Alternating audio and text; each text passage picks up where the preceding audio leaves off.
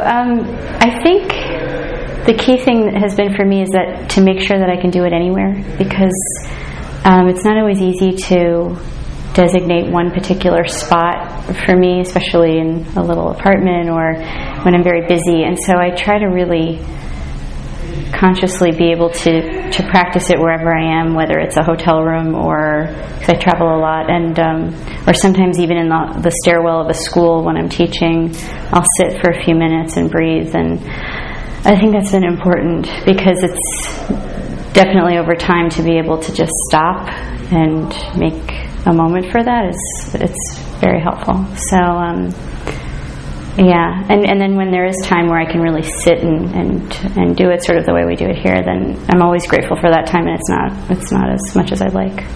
So it's been up and down. More recently, it's probably been not as good as I would like it to be. For a long while, I was meditating every day. I have to admit that I don't meditate every day now, but I want to get back to that, to at least 20 or 30 minutes every morning. But I find that it comes into my life in lots of other ways, lots of ways.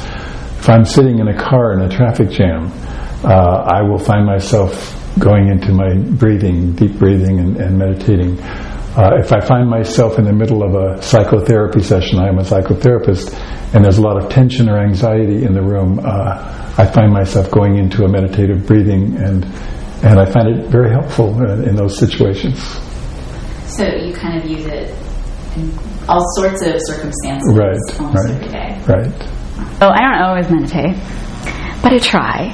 And I think one of the great aspects of Buddhism is the meditation part.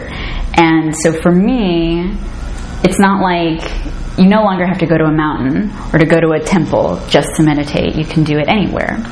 So whenever I find myself getting frustrated or angry about something, I really take like any of the meditation techniques, as well as any sort of Buddhist lessons, and apply it to whatever circumstance I may be in that I can tell that maybe I'm getting aggravated or something. So it kind of fits into my life daily in pretty much many different aspects, good and bad.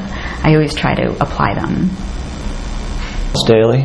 It used to be daily, absolutely daily. And since the baby, it's more often than not, almost every day. Now, do you typically do that in the morning, or typically at night, even late at night? Yeah. Every day. As I said earlier, I became a one Buddhist 17 years ago. It'll be 17 years in August, and nothing has changed in my life. Well, that's not true. Things, of course, change every day. That's part of Buddhism, every hour. But as far as my spirituality, it's only gotten better. I meditate every day. Every day, I force myself to sit on the floor and meditate. Sometimes for 20 minutes, sometimes for a half hour.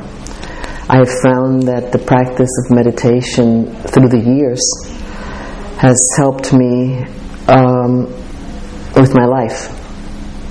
It clears my mind, it clears my thoughts. And that little voice that we all have inside, that we don't listen to, gets stronger when you meditate. So I have found that if I listen to that voice, it never lets me down. And I adhere that to the fact that I do meditate, to the fact that I do take the time to be with me, to find out who I am, and to listen to what's going on.